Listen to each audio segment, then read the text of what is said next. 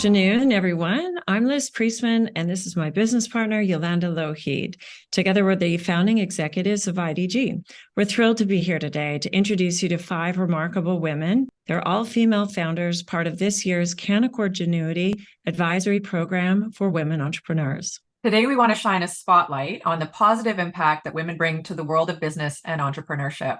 These women have displayed incredible innovation and resilience in the face of many challenges, and I know their stories will inspire many others. Yeah, I agree. I think it's so important to share these stories so that more women are inspired to become entrepreneurs. But before we start diving in to learn about these 5 incredible business leaders, let's take a moment to appreciate the growth of female leadership and entrepreneurship around the world. Yolanda, you've unearthed some really impressive stats. Can you share those with us? Absolutely. Women-led businesses generate trillions of dollars in revenue each year, representing a substantial impact on the global economy, and the numbers really speak for themselves. Currently, 1/3 of high-growth businesses worldwide are now run by women.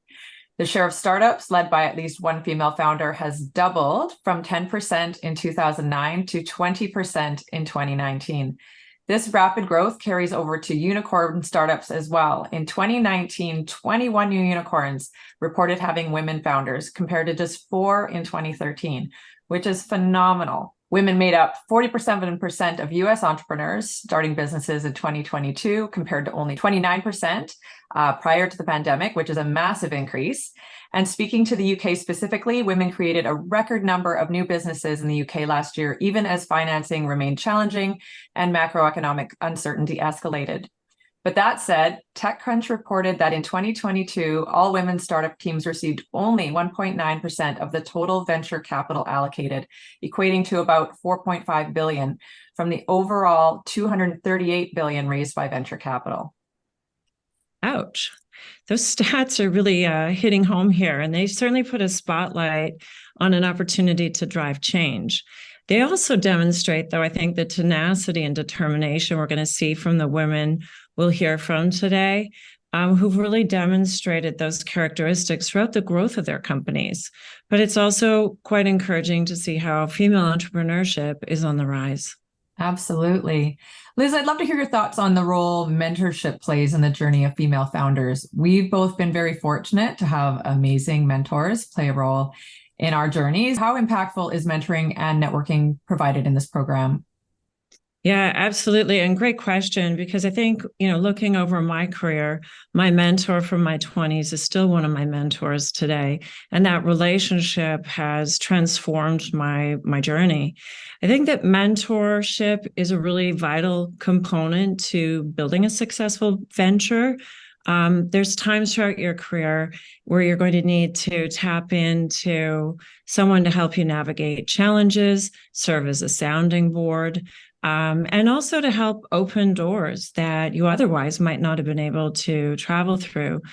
And when I'm looking specifically at the Canaccord Genuity Advisory Program for women entrepreneurs, it really creates a valuable platform for these women to connect with like-minded leaders, tap into new advisors and experts from different communities.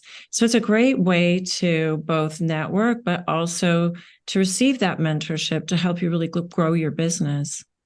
Absolutely. Yeah, that really resonated when speaking to these female founders over the past few days, the role that mentors have played in their journey. And one thing that always stands out to me is the determination that drives women to launch businesses in an area where they see a need and then push through the challenges that they face along the way. Their passion is absolutely contagious and has a profound impact, not only on their own businesses, but also on the larger community. Yeah, it's so true. And I think when you think about the entrepreneurial journey, no journey is linear. And these women in particular have faced some unique obstacles, but they've faced them head on and they've transformed them into stepping stones toward growth. I really found their stories inspirational.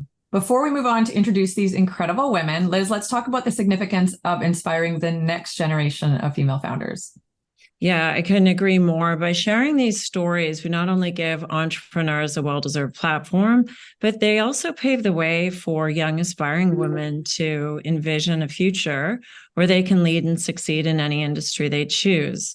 And I think having those role models and the honesty and the vulnerability almost that these women present in sharing their stories, these are authentic.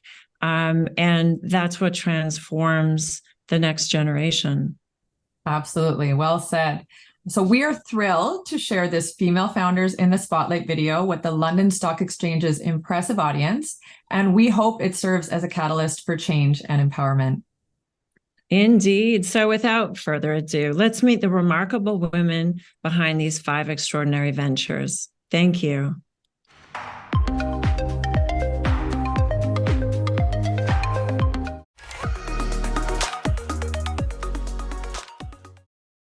So prior to launching Numi, I was an institutional equity trader at RBC, and it was my first job out of university, and I was really investing in my own professional wardrobe. And I realized that, my dry cleaning bills were really expensive, and I was also constantly frustrated by sweat stains or deodorant stains ruining my clothes. And I realized that I was never wearing my favorite pieces because they were prone to these issues.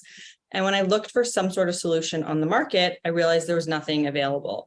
Within women's intimates, it tended to be more tank tops and camisoles, which were a nice base layer, but didn't kind of protect the underarm area, which was the area that really gets dirty on your tops. And then when I went to look for technical fabrics, it was all within athletic apparel, and they tended to be bulky, and they would add like lines or peek through, and you couldn't wear them really discreetly under your clothes. And as I started talking to other women colleagues, clients, and friends, I realized that this was a major pain point for a lot of women, whether it was every day for me or a certain situation or fabric. And that's how I came up with the concept for our first product, which is our women's undershirt line.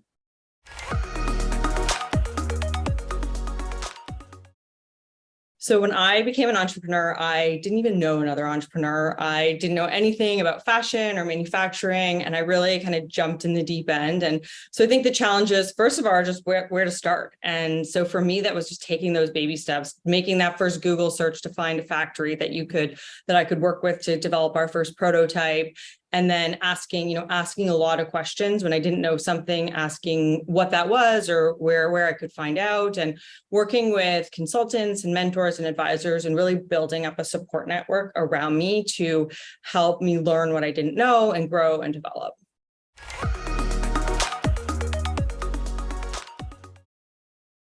One thing I always say when you're trying to think of what business to start is just think of your own life and what are the pain points and frustrations you have, because I truly believe that none of us are alone. And sometimes you think, especially for me with sweat, like it was an issue that people don't really talk about. So you might think, oh, it's only me.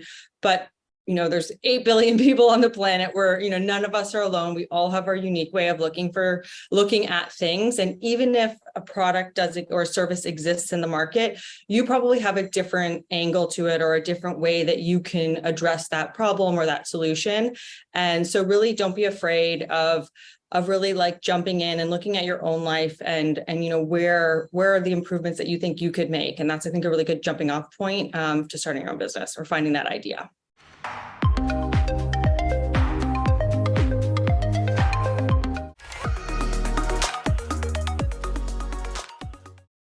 Oh, the inspiration behind my business idea was one more born out of necessity than anything. I was COO of an investment firm, and we had this daunting task of going through 30,000 pages of regulatory requirements in order to become compliant and continue our business. And it was a new regulatory regime called MiFID. It's in the UK and the EU. And so after pouring through this 30,000 page document, I emerged thinking, God, there's got to be an easier way. And the technology just wasn't there yet. It was too new. It was the regulatory regime was just being imposed at that time. And so when we started this journey, I must have spent in the firm over $1 million with resourcing and technology and internal knowledge and specialists just to get going so that we could comply by the deadline. We did it successfully, but at the end of it, I realized certainly there weren't a lot of experts in this field. There weren't many resources available, and especially there weren't any technology. And so having that background in technology that I have, I thought, well, let's craft something. And so me and my business partner just left the firm and started Qomply. So that's how it all started on our journey. My entrepreneurial journey started when I was around, I'm going to say between 7 and 10, on the banks of the Lake Massawibbe in Quebec. And at that time, because I lived on the banks of the river, of the lake, I would sell worms to the fishermen. So that involved me getting up at 5 a.m. and harvesting these, what we call night crawlers. They're really big, gooey worms that fishermen went mental over. And so my brother and I would go out every morning, harvest these worms, and then resell to the fishermen. Much to the relief of the worm population in Quebec, that only lasted around 5 to 6 years. I'm sure it was an unnerving 5 or 6 years for the worms, but that set me off on an entrepreneurial journey. I used to keep the money in a cigar box that I'd open up and count it every so often, because the thing that kids want are trainers. So I wanted to buy my first pair of Nikes, and so I needed to save up for that. So I had goals. I also had a worm population, which was very robust. So those things came together nicely, and at the end of it, it was very rewarding. And so that's how my journey started. Fast forwarding to where I am now, certainly as a 12-year-old girl, I never forecasted that I'd be in technology and owning a technical firm. What I did forecast, though, is I forecasted that I had a love for entrepreneurship, although obviously that realization didn't really manifest itself like that. And that started me thinking, well, every time I saw a problem or an opportunity, I kind of thought of it in a little bit different light and say, how can we solve this? How can we create something quite different in order to capture that market? One thing that I think that I see women doing is kind of not putting themselves forward. And in starting an own business, one thing we must remember is networking plays such a key role in the success of any business. And ladies, I understand it's fearful, and I understand you don't want to do it, but do it anyways, because networking will get you so many opportunities. And that's what we need. And I go on and on about this thing where there's two things in entrepreneurship and in life in general, opportunities and luck. And I say this over and over again. Opportunities you can control because you can influence. And so I can put myself out there. I can influence opportunity. I can try new things. I influence opportunity. I lean in. I influence opportunity. Luck is random. But when those two things come together, that synergy is so valuable. And in entrepreneurship, that plays such a key role in one's trajectory. And so that's the advice. When opportunity comes and luck comes, take it.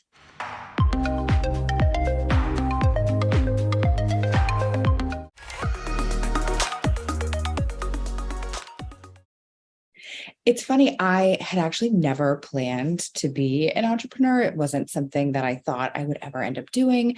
It was really just born out of a need. You can't tell now because I'm wearing my products, but I had incredibly fine, thin hair growing up. And it was something I was always so self-conscious about.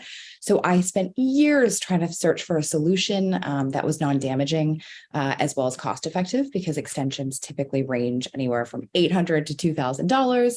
And so I couldn't find it. So I decided to create it. And I would spend hours trying to figure out how I could affix the hair without using any chemicals, heat, or glue. And I came up with this method that I used to do on myself. It was a great arm workout, and friends as well. And that's when I had the idea. I thought this needs to exist. It needs to be a single purpose salon like Dry Bar. So yeah, I was all set to start the business. And then I had a business plan put together. I was going to quit my job and I found out I was pregnant. So not the time to take a risk. So I waited. But when I was on maternity leave, I thought, there's no better time than now to test it. And if it doesn't work, then, I can explain a gap. So I started it in a tiny, tiny little pop-up.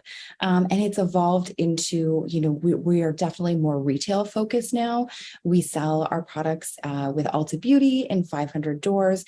And we also launched a line of hair accessories that we're launching with CVS 4,000 stores and Target 300 stores next year. So it's been really exciting. That's a really good question. There have been so many challenges.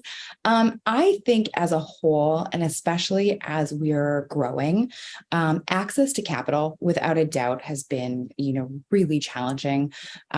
We were lucky enough to be able to bootstrap and, debt finance the growth of the business up to date. But now we are looking to bring on a capital partner. So that's definitely a challenging area, but then also just having a good support group that you can talk to about challenges. It's just, there's always a problem. I feel like you're constantly putting out fires. And I feel like the more people you surround yourself with that have been in similar situations, it'll definitely help prepare you for the challenges you're going to continue to face. So I would say in the last few years, I've been really fortunate to surround myself with other founders that have been a great resource. But prior to that, I just had to kind of figure things out. And I joke and I say sometimes I'm James Bond when it comes to business. I literally live to die another day. I will get through one thing and then tomorrow there's an even bigger problem. But, I think as long as you trust your gut, and if you're creative, and if you've got a good, team or just support system to lean on, you can get through just about anything.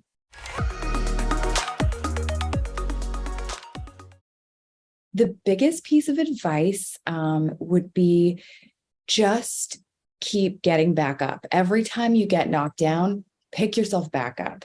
It is a muscle. And I feel like every successful person I know, their number one key to success is the fact that they just kept getting back up and getting knocked down. And I truly think it's a game where you have to just, you just outlast everyone else, because, nothing comes easy. And if you've got a big goal, you have to be prepared to have a lot of setbacks. And the other, interesting thing is, just because it feels like a setback at the moment doesn't necessarily mean that's the case. And it actually puts you potentially on a new trajectory or on a new path that you wouldn't have necessarily thought would be the right direction. So you just have to view every day like, it's a new exciting chapter. And when you're faced with these challenges, just figure out creative solutions and keep going.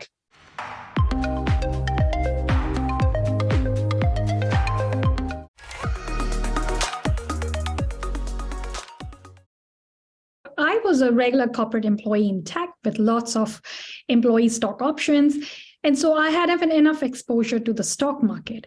But I was looking to have a diversified portfolio as far as my investments were concerned. So I added some residential real estate. I couldn't access other asset classes like private equity or private debt or even commercial real estate. And so I was looking for options to build my portfolio in a simple manner that didn't take a lot of time and effort. And I couldn't find one. So I kept researching and trying to understand why aren't people building a solution like this. And when I couldn't find any solutions, I thought maybe I need to build it myself. And that's how BuyProperly started, as a platform for alternative assets, a place where you could go and in 5 minutes or less invest in alternative assets through its marketplace, or leverage its tech to speed up your process.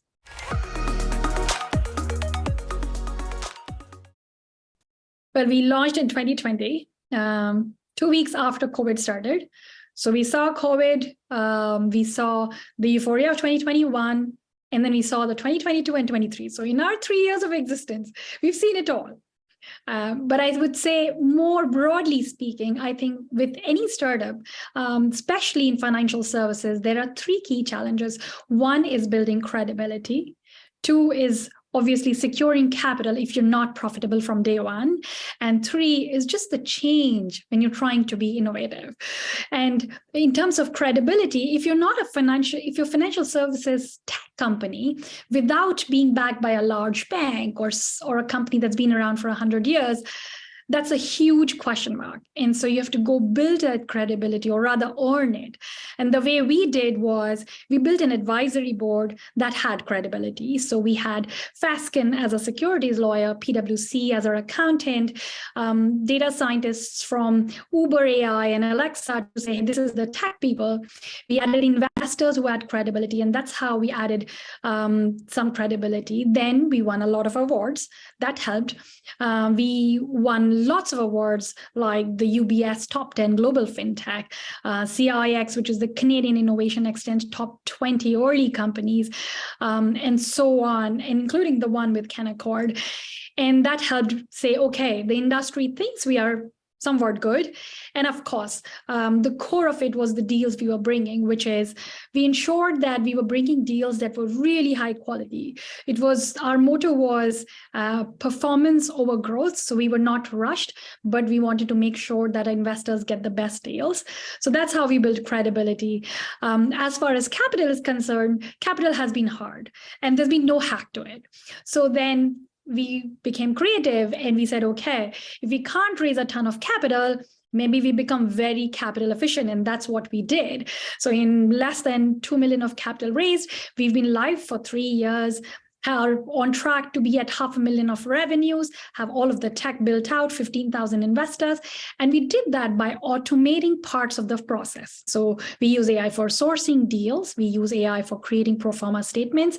We use AI for doing all our accounting. And we do it even for investor matching to deals. That's like a recommendation engine. And that's how we reduced the cost of the system.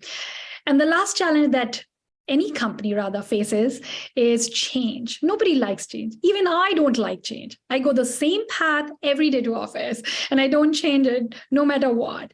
And so that's the difficult part, because being a disruptor is cool, but it's also hard because the ecosystem is not at the same level as you are. And so you have to reason through change. You have to convince through change, through data, through return metrics, through metrics of cost reduction and growth. And sometimes you have to do the emotional appeal to how much stress a process might reduce by automation. All of those put together, it takes time, but change happens when you have metrics to show that it will positively impact you.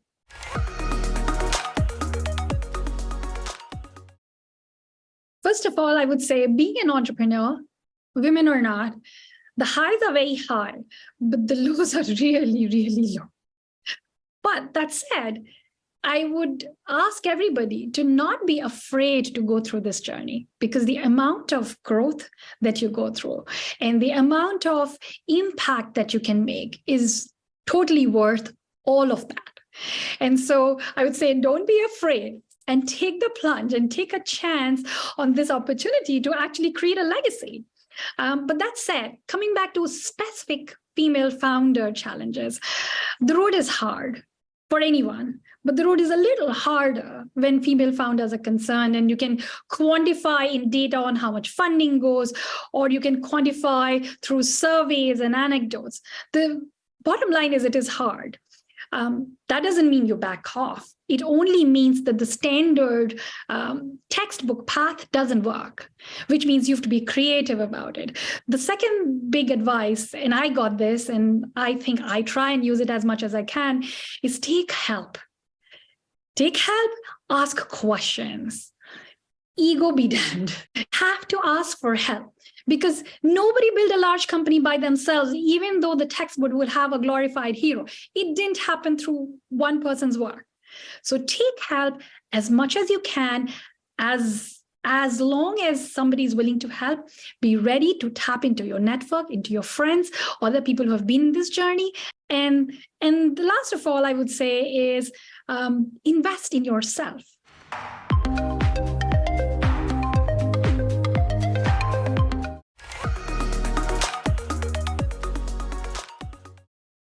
Great question. A touch of madness, I suppose.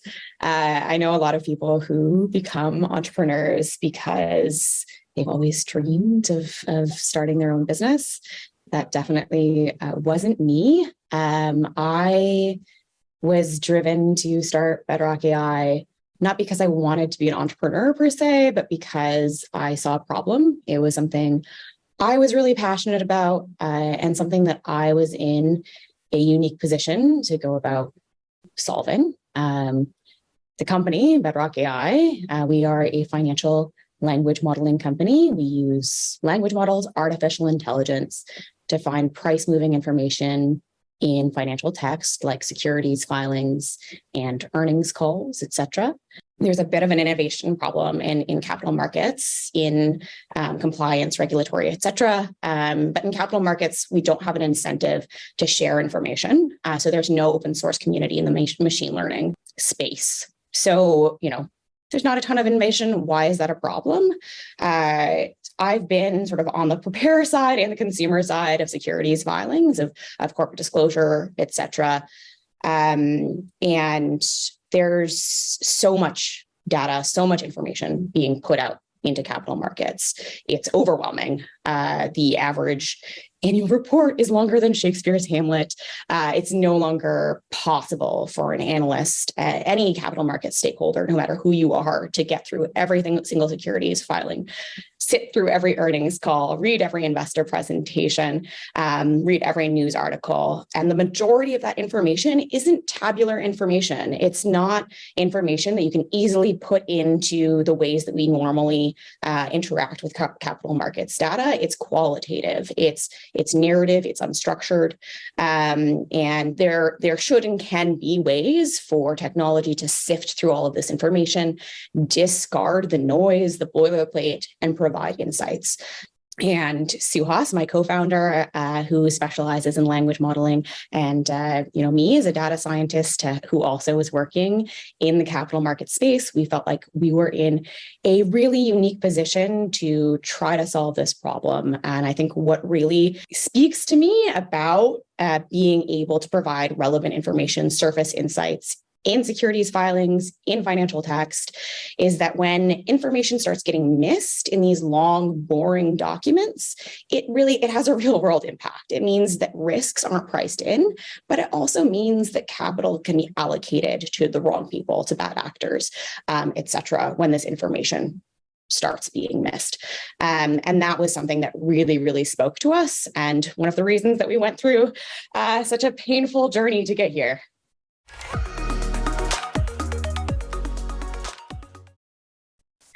It's all been challenging, how to pick significant challenges. We almost ran out of money in our first year, which is pretty scary. But the biggest problem was initially just getting the technology to work. Artificial intelligence is hard. Right now, there's a lot of people looking at ChatGPT and saying that artificial intelligence is going to come kill us. And I'm sitting here having worked with it for the past 3 years. We were founded in early 2020, and just very, very basic problems, disambiguating between noise and company-specific information, dealing with the long-form nature of these documents. They're challenging to solve. And if artificial intelligence, if it's this hard to get artificial intelligence to summarize an earnings call in a way that makes sense to a human being, or find the right information in real time and serve it to you, I have a hard time imagining artificial intelligence figuring out how to kill me.